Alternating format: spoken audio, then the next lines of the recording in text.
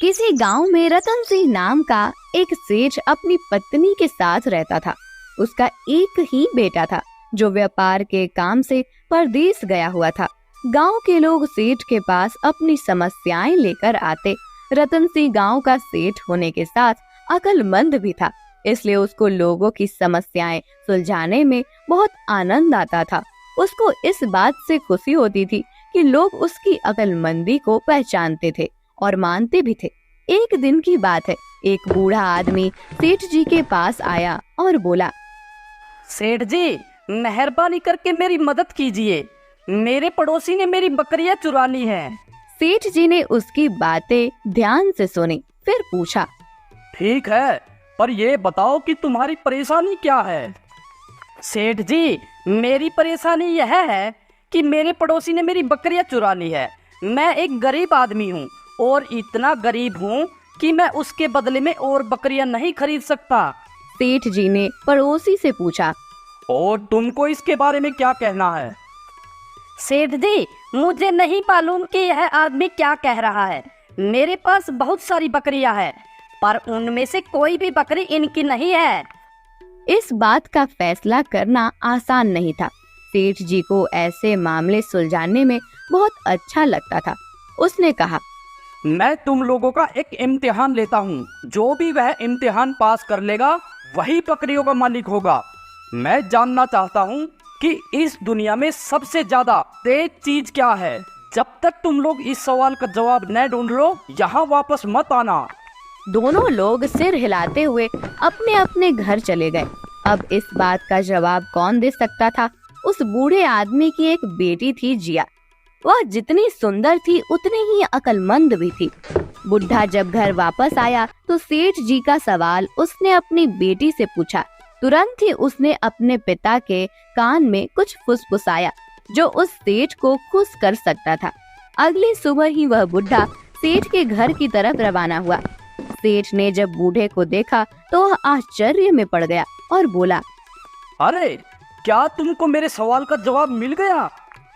जी सेठ जी, यह कोई ज्यादा मुश्किल सवाल नहीं था। हाँ, तो फिर बताओ कि इस दुनिया में सबसे ज्यादा तेज चीज क्या है।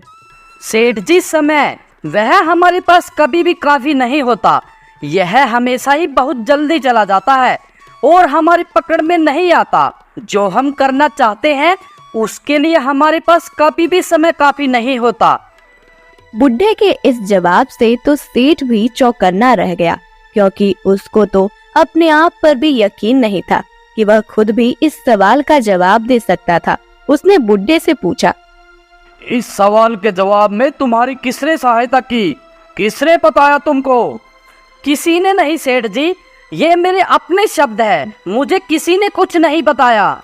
तुम मुझे सच नहीं बता रहे हो, इसके लिए क्या तुम जानते हो मैं तुम्हें सजा भी दे सकता हूँ। ये सुनकर बुढ़ा डर गया। वह और आगे झूठ नहीं बोल सका। इस सवाल का जवाब मेरी बेटी जिया ने मुझे बताया है। वह एक बहुत ही समझदार लड़की है। लगता है कि वह बहुत अक्लमंद लड़की है। मैं उनसे मिलना चाहूँगा। जी ठीक है सेठ जी, मैं कल ही अपनी लड़की को आपके पास लेकर आऊँगा।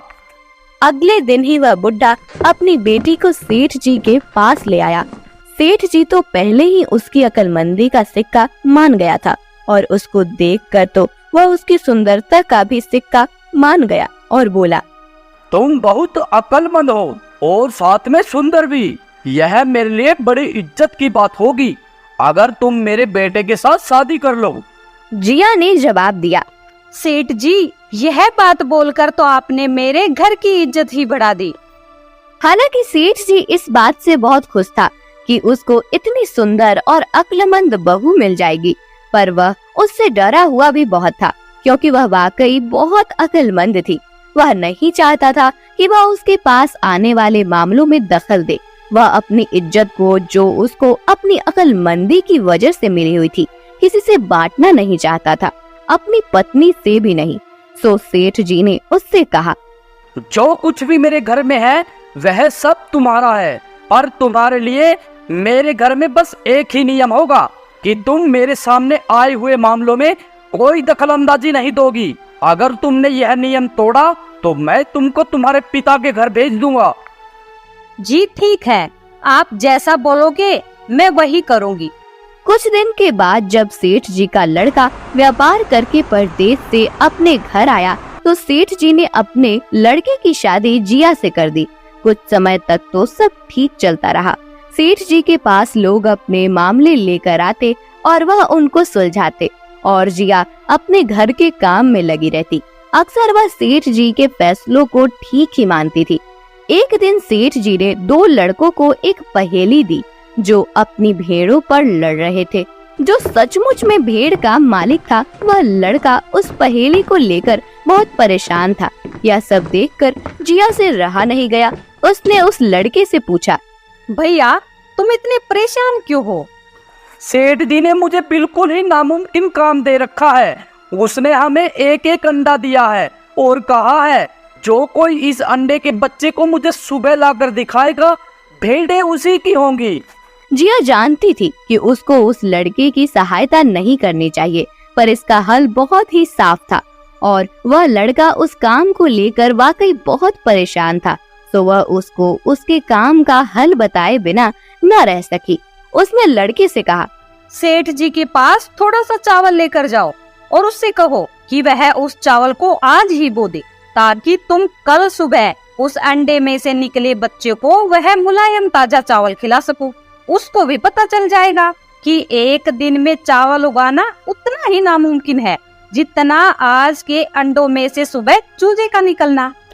लड़का यह सुनकर बहुत खुश हुआ। वह तुरंत ही सेठ जी के पास चावल लेकर गया और जो शब्द जिया ने उससे कहे थे उसने वही शब्द जाकर सेठ जी से कह दिए। पर सेठ जी यह सुनकर खुश नहीं हुआ। वो बहुत गुस्सा हुआ। उसने पूछा, किसने कहा तुमसे यह सब? किसने दिए तुम्हें चावल? तुम्हारे जितने बड़े बच्चे के लिए ये शब्द बहुत ज्यादा अक्लमंदी के है। ये मेरे ही शब्द है सेठ जी, ये मेरे ही विचार है। किसी और ने इसमें मेरी कोई सहायता नहीं की। देख लो, अगर तुमने झूठ बोला तो मैं तुझको सजा दूंगा। इस पर वह लड़का चिल्ला पड़ा, सेठ जी, वह आपके घर की बहू थी। उसने सोचा कि आप मेरी अक्लमंदी की कदर करोगे। इस पर सेठ जी जिया पर बहुत गुस्सा हुए क्योंकि उसने उसको एक ही तो नियम मानने को बताया था और वही उसने तोड़ दिया। शाम को जब सेठ जी घर आए तो उसने जिया को अपने सामने बुलाया और उसे बहुत डांटा। उसने कहा, बहू, क्या तुमको मालूम नहीं है?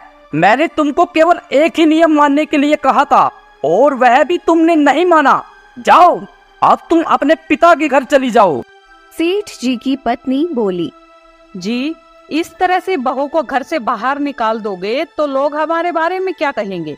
इसकी पहली और आखिरी गलती समझकर इसे माफ कर दीजिए। आगे से ये ऐसी गलती कभी नहीं करेगी। मैं इसे समझा दूंगी। सेठ अपनी पत्नी की बात से सहमत हो गया। एक दिन जिया कुएं पर पानी भरने गई हुई थी। तभी कहीं से 4 राहगीर वहां आ पहुँचे। उनमें से एक राहगीर बोला, बहन, मैं बहुत प्यासा हूँ, क्या मुझे पानी पिला दोगी? जिया को पानी पिलाने में थोड़ी झिझक महसूस हुई। उसके पास लोटा या गिलास भी नहीं था जिससे वह पानी पिला देती। इसी कारण वहाँ उन राहगीरों को पानी पिलाना उसे ठीक नहीं लगा। फिर उससे पूछा, आप कौन हैं? मैं एक यात्री हूँ। यात्री तो संसार में केवल 2 ही होते हैं। आप उन दोनों में से कौन हैं? अगर आपने मेरे इस सवाल का सही जवाब दिया तो मैं आपको पानी पिला दूंगी, नहीं तो मैं पानी नहीं पिलाऊंगी। बेचारा राहगीर उसकी बात का कोई जवाब नहीं दे पाया। तभी दूसरे राहगीर ने पानी पिलाने की विनती की। जिया ने दूसरे राहगीर से पूछा, अच्छा, तो आप बताइए कि आप कौन हैं? दूसरा राहगीर तुरंत बोल उठा, मैं तो एक गरीब आदमी हूँ।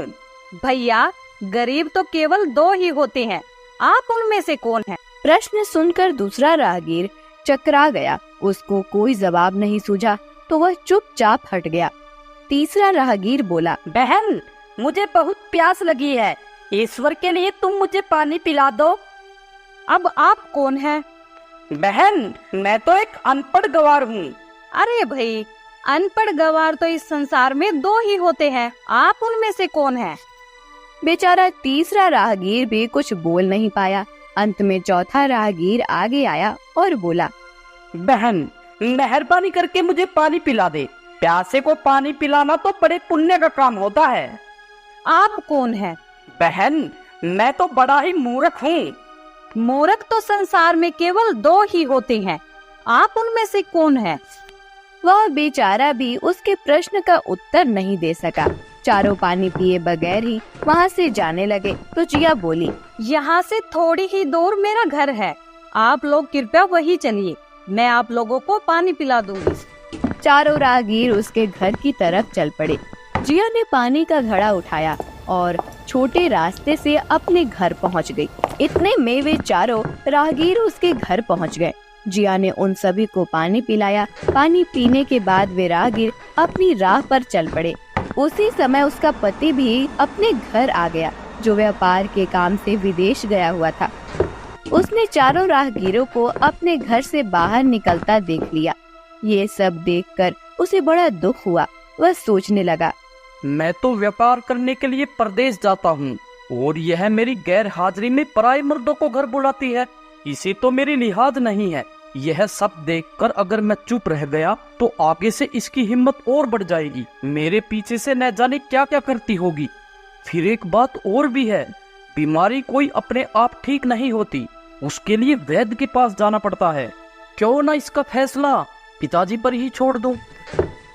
यही सोचता हुआ वह सीधा सेठ जी के पास जा पहुंचा और उनसे सारी बातें बताई। सेठ जी ने उसकी सारी बातें सुनकर उसी वक्त गुस्से में बहू को बुलाने के लिए अपने एक आदमी से कहा, तुरंत बहू को सभा में उपस्थित किया जाए। उस आदमी को अपने घर पर आया देख उस सेठ की पत्नी ने अपनी बहू से पूछा, क्या बात है बहू रानी, तुम्हारी किसी से कहा सुनी हो गई क्या, जो उनकी शिकायत पर तुम्हारे पिताजी ने तुम्हें बुलाने के लिए अपने आदमी भेज दिए? जिया ने सास की चिंता को दूर करते हुए कहा, नहीं सासू माँ, मेरी किसी से कोई कहा सुनी नहीं हुई, आप बिल्कुल भी फिक्र ना करें। फिर वह उस आदमी के साथ सेठ जी के पास चली गई। सेठ ने बहू से पूछा, तुम दूसरे मर्दों को घर क्यों बुला लाई, जबकि तुम जानती थी कि तुम्हारा पति घर पर नहीं है? जी, मैंने तो केवल कर्तव्य का पालन किया है। प्यासे को पानी पिलाना कोई अपराध नहीं है, यह हर गृहिणी का कर्तव्य है। जब मैं कुएं पर पानी भरने गई थी तब तन पर मेरे कपड़े अजनबियों के सामने उपस्थित होने के नहीं थे, इसी कारण उन राहगीरी को कुएं पर पानी नहीं पिलाया। उन्हें बड़ी प्यास लगी थी और मैं उन्हें पानी पिलाना चाहती थी, इसलिए उनसे मैंने मुश्किल प्रश्न पूछे और जब वे उनका उत्तर नहीं दे पाए तो उन्हें घर बुला लाई। घर पहुंचकर ही उन्हें पानी पिलाना उचित था। सेठ जी को बहू की बात ठीक लगी। सेठ जी को उन प्रश्नों के बारे में जानने की बड़ी उत्सुकता हुई जो बहू ने चारों राहगीरों से पूछे थे। भला मैं भी तो सुनूं कि वे कौन से प्रश्न थे जिनका उत्तर वे लोग नहीं दे पाए। बहू ने तब वे सभी प्रश्न दोहरा दिए। बहू के प्रश्न सुनकर सेठ जी और सभा में बैठे सभी लोग चकित रह गए। फिर सेठ जी ने उससे कहा, तुम खुद ही इन प्रश्नों पे उत्तर दो, हम अब तुमसे जानना चाहते हैं। जी, मेरे पहले प्रश्न का उत्तर है कि संसार में सिर्फ 2 ही यात्री है, सूर्य और चंद्रमा। मेरे दूसरे प्रश्न का उत्तर है कि बहू और गाय इस पृथ्वी पर ऐसे 2 प्राणी हैं जो गरीब है। अब मैं तीसरे प्रश्न का उत्तर सुनाना चाहती हूँ। हर इंसान के साथ हमेशा अनपढ़ गवारों की तरह जो हमेशा चलते रहते हैं वो भोजन और पानी है। चौथे आदमी ने कहा था कि वह मूर्ख है और जब मैंने उनसे पूछा कि मूर्ख तो 2 ही होते हैं, तुम उनमें से कौन से मूर्ख हो, तो वह उत्तर नहीं दे पाया। इतना कहकर वह चुप हो गई। सेठ जी ने बड़े आश्चर्य से पूछा, क्या तुम्हारी नजर में इस संसार में 2 ही मूर्ख हैं? जी हाँ, इस घड़ी इस समय मेरी नजर में सिर्फ 2 ही मूर्ख हैं। तुरंत बताओ कि वे 2 मूर्ख कौन हैं? जी, मेरी जान बख्श दी जाए तो मैं इसका उत्तर दूं। सेठ जी को बड़ी उत्सुकता थी यह जानने की कि वे 2 मूर्ख कौन हैं, तो उसने तुरंत बहू से कह दिया, तुम बेफिक्र होकर कहो, हम वचन देते हैं तुम्हें कोई सजा नहीं दी जाएगी। पहले मूर्ख तो मेरे पति जी हैं, जिन्होंने पूरी बात जाने बिना ही अपनी पत्नी की शिकायत अपने पिता से की। अगर इन्हें शक हुआ ही था तो यह पहले मुझसे पूछ तो लेते, मैं खुद ही इन्हें सारी बात बता देती। इस तरह घर परिवार की बेइज्जती तो नहीं होती। उसके पति को अपनी गलती का एहसास हुआ। सेठ जी ने तब पूछा, और दूसरा मूर्ख कौन है? दूसरा मूर्ख खुद इस गांव का सेठ है, जिन्होंने अपनी बहू की मान मर्यादा का जरा भी ख्याल नहीं किया और बिना सोचे समझे बहू को भरी सभा में बुला लिया। बहू की बात सुनकर सेठ जी पहले तो क्रोध से आग बबूला हो गया, परंतु तभी सारी बातें उसकी समझ में आ गई। समझ में आने पर सेठ जी ने बहू से माफी मांगी। बहुत समय पहले की बात है। एक गांव में चरणदास नाम का आदमी अपनी पत्नी कलावती के साथ रहता था। अगर कभी कोई झूठ या ठगी बात करता तो चरणदास इन दोनों में मास्टर थे। एक दिन उसके दिमाग में एक ख्याल आया कि अगर उसको अमीर आदमी बनना है तो ठगने के लिए गांव का सरदार ठीक आदमी रहेगा। दुनिया में उसके पास बस अब एक ही चीज बाकी रह गई थी, वह थी उसकी बकरी। नहीं, उसके पास 2 चीजें थी। अगर तुम उसे गिनो तो क्योंकि साथ में उसकी पत्नी भी तो थी। एक दिन उसने अपनी पत्नी से कहा, मैंने अमीर बनने के लिए एक तरकीब सोची है। उसमें तुमको और बकरी दोनों को मेरी सहायता करनी पड़ेगी, क्योंकि अब केवल तुम दोनों ही मेरे पास रह गए हो और तुम तो मेरे लिए बहुत ही कीमती हो। खास करके इस समय अपनी तरकीब को काम में लाने के लिए मुझे तुम्हारे सोने के हार की जरूरत पड़ेगी, जो मैं अपनी बकरी को दूंगा। जी ठीक है, आप जैसा बोलोगे मैं वही करूंगी, लेकिन इस बात का ख्याल रखना कि वो हार तुम्हारी माँ यानी मेरी सास की आखिरी निशानी है। अगले दिन उसने अपनी पत्नी का सोने का हार लिया और उसके कई छोटे छोटे टुकड़े कर दिए। उनमें से एक टुकड़ा उसने बकरी के चारे में मिला दिया। बाद में जब बकरी ने लीद की तो उसमें वह सोने का टुकड़ा चमक रहा था। उसने फिर एक बार बकरी के चारे में एक सोने का टुकड़ा मिला दिया और बकरी को लेकर वह गांव के सरदार के घर पहुंचा और आवाज लगाई, सरदार की जय हो, सरदार अमर रहे। कहो मेरे बच्चे, कैसे आना हुआ? सरदार, मेरे पास एक बहुत ही खास खबर है जिससे आप सबसे अमीर आदमी बन सकते हो। तब तुम ये खबर अपने पास ही रखकर खुद ही अमीर क्यों नहीं बन जाते? क्योंकि इतनी अमीरी तो केवल सरदारों को ही अच्छी लगती है। जहाँ पना अगर मैं इतना अमीर बन गया तो मुझे यकीन है वह खजाना मुझसे आप ले लेंगे। इसलिए मैंने यह सोचा कि उसे मैं आपको अपने आप ही दे दूं। चरणदास, तुम बहुत ही अक्लमंद आदमी हो। बताओ क्या खबर है? चरणदास ने अपनी बकरी और उसकी लीद सरदार को दिखाई। सरदार को ऐसी बकरी देखकर बहुत आश्चर्य हुआ जो अपनी लीद में सोना निकालती है। इससे पहले ही वह अपने आश्चर्य पर काबू पाता कि इतने में बकरी ने फिर से लीद दे दी और उसमें भी सोने का एक टुकड़ा चमचमा रहा था। तुम इस बकरी का क्या लोगे? और देखो, एक दाम बताना, क्योंकि तुम जानते हो कि मैं तुमसे ये बकरी बिना कुछ दिए भी ले सकता हूँ। मैं हमेशा ठीक ही बोलता हूँ। जहाँ पना आपके एक बहुत ही छोटे नौकर की हैसियत से मैं इसका दाम केवल 100 सोने के टुकड़े और 100 चांदी के टुकड़े मांगता हूँ। चरणदास, तुमको 100 सोने के टुकड़े और 100 चांदी के टुकड़े मिल जाएंगे। चरणदास को तो विश्वास ही नहीं हुआ कि सरदार इतना दयालु था। चरणदास फिर बोला, जहाँ पना कोई आपका सोना चोरी न कर ले, इसलिए आप बकरी को अलग ही रखना और अपने बहुत ही खास आदमी को उसकी रक्षा के लिए रखिएगा। इतना कहकर वह वहाँ से चला गया। 4 दिन बाद उस बकरी को जहाँ रखा गया था वह जगह उसकी लीद से भर गई। सरदार के नौकरों ने वह पूरी लीद छान मारी पर उनको सोने का एक टुकड़ा भी नहीं मिला। ये देखकर सरदार गुस्से से भर गया और बोला, उस कमीने को मेरे पास जिंदा लेकर आओ और अगर वह न आए तो उसको मार दो और उसका मरा हुआ शरीर देकर आओ ताकि मैं उसको गिद्धों को खाने के लिए फेंक सकूं।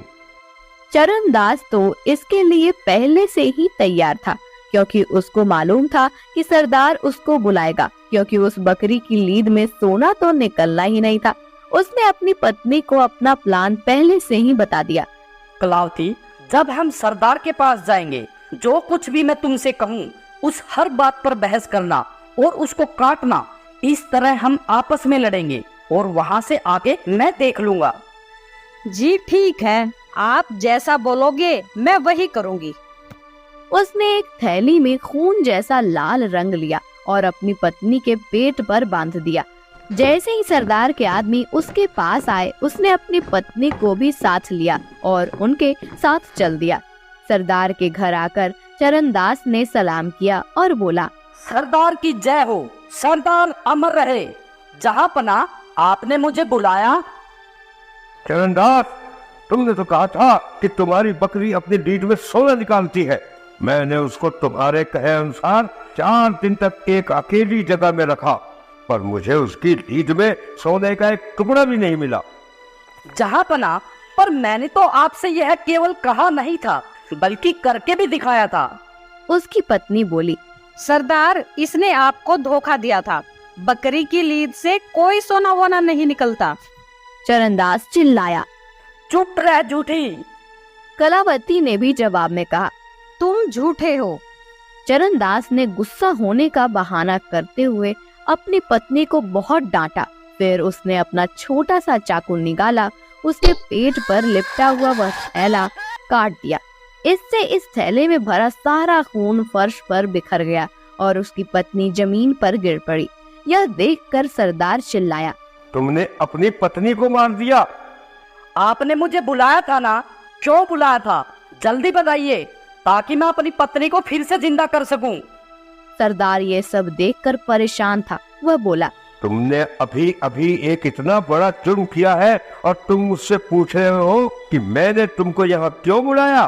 भूल जाओ कि मैंने तुमको यहाँ बुलाया है। तुमने अपनी पत्नी को मारा है। तुमने एक भयानक जुर्म किया है, वह भी मेरी आंखों के सामने। अब तुम उसकी सजा भुगतने के लिए तैयार हो जाओ। चरणदास ने तुरंत ही एक गिलास भरकर पानी मांगा। सरदार ने पानी मंगवा दिया। चरणदास ने उसके ऊपर कुछ शब्द बोले। फिर उसने अपनी गाय की पूंछ का चवर उस पानी में डुबोया और उस पूंछ को 7 बार झटक कर उससे एक आवाज करते हुए वह पानी अपनी पत्नी पर छिड़क दिया। वह बोला, इसका कटा हुआ शरीर ठीक हो जाए और मैं तुझे हुक्म देता हूँ कि तू उठ जा। उसकी पत्नी तुरंत ही उठकर बैठ गई। अब उसका भी कहीं से कटा हुआ नहीं था। गाय की उस पूंछ के चंवर की ताकत को देखकर सरदार ने सोचा कि अगर यह चंवर उसके पास हो तो वह कितना ताकतवर हो जाएगा। वह अपने उन सब मरे हुए लोगों को जिंदा कर सकता है जो मर गए थे। तो वह चरणदास से बोला, मैंने तो कभी ये सोचा भी नहीं था कि मैं अपनी आंखों से ऐसी ताकत देख पाऊंगा। मुझे लगता है कि मैं लीज में सोना निकालने वाली बकरी के बदले यह चंवर लेना ज्यादा पसंद करूंगा। चरणदास, तुम मुझे इसे कितने में बेचोगे?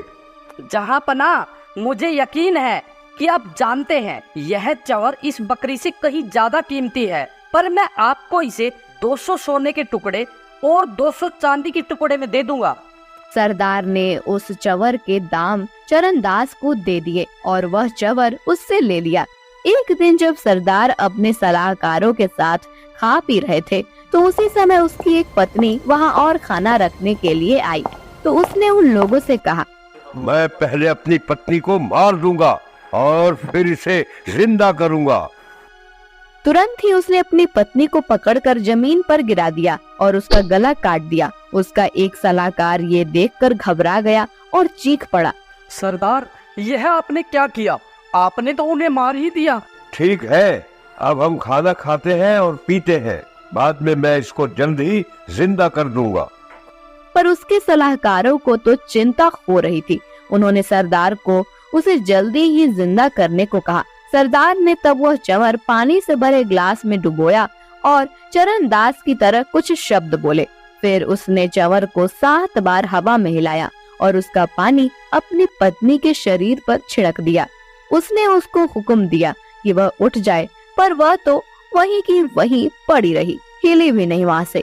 उसने वह सब एक बार और दोहराया पर फिर भी कुछ नहीं हुआ। ये देखकर वह खुद भी डर गया। उसने अपने नौकरों को फिर से चरणदास को लाने के लिए कहा और बोला, अब की बार तो चरणदास को मरना ही पड़ेगा। नौकर चरणदास को सरदार के पास ले आए। इस हरामखोर के हाथ पैर बांधकर डूबने वाली चीज में डाल दो और इसे नदी के सबसे गहरे हिस्से में फेंक दो। उन आदमियों ने चरणदास के हाथ बांधे और एक चमड़े के थैले में डालकर उस थैले का मुंह रस्सी से बांध दिया। फिर वे उसे फेंकने के लिए नदी की ओर चल पड़े। वे सुबह से लेकर शाम तक चलते रहे। अब उनको लघु शंका के लिए जाना था। सुबह थैला उन्होंने सड़क के किनारे रख दिया और एक झाड़ी की तरफ चले गए। इससे पहले कि वे वहां से लौट कर आते, एक व्यापारी अपने गधे पर चढ़कर वहां से गुजर रहा था।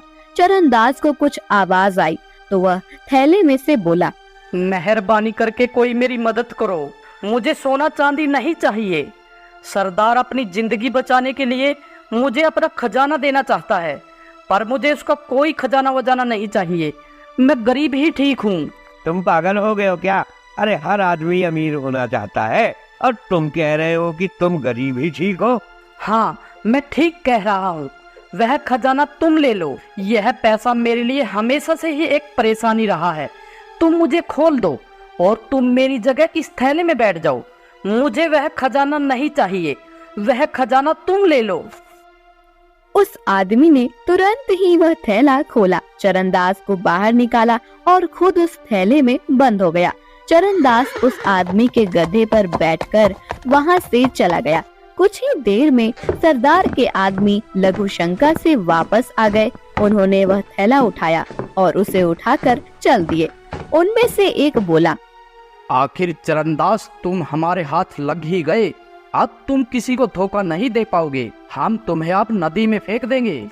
वो आदमी ये बातें सुनकर थैले में से चिल्लाया, नहीं नहीं, मैं चरणदास नहीं हूँ, मैं हूँ, मुझे खोल दो। हाँ हाँ, वह तुम ही हो, वह तुम ही हो। ये कहकर उन्होंने उस थैले को नदी में फेंक दिया और सरदार के पास लौट गए। पर इससे पहले कि सरदार के नौकर उसको सारी खबर बताते कि चरणदास गधे पर सवार होकर वहां आ पहुंचा। सरदार तो उसको देखकर कुछ बोल ही नहीं सका। चरणदास सरदार से बोला, सरदार सरदार, आपके पुरखों ने आशीर्वाद भेजा है। अच्छा हो अगर आप भी उनसे मिलने वहाँ चले जाए। वे आपको बहुत याद करते हैं। वहाँ सोना और चांदी टनों में है। वे चाहते हैं कि आप खुद वहाँ जाकर वह सोना चांदी ले आए। आपको वहाँ जरूर जाना चाहिए जहाँ मैं गया था। जब तक आप वहाँ से लौटकर नहीं आते तब तक मैं यहाँ रहता हूँ। यह सुनकर सरदार ने अपने गांव वालों को बुलाया और उनसे कहा, चरणदास ने मेरे पुरखों को देखा है, मैं भी उनको देखने जाना चाहता हूँ। जब तक मैं उनके दर्शन करके नहीं आता तब तक यह चरणदास ही तुम्हारा सरदार रहेगा। चरणदास ने सरदार के नौकरों से सरदार को वैसे ही चमड़े के थैले में बांधकर नदी के सबसे गहरे हिस्से में फेंक देने के लिए कह दिया। सरदार के आदमी सरदार को थैले में बांधकर नदी पर ले गए और उसको नदी में फेंक दिया। चरणदास ने उस गांव पर कई सालों तक राज किया और जब सरदार वापस नहीं आया तो वह उस गांव का असली सरदार बन गया। इस तरह से गांव का वह ठग गांव का असली सरदार बन गया।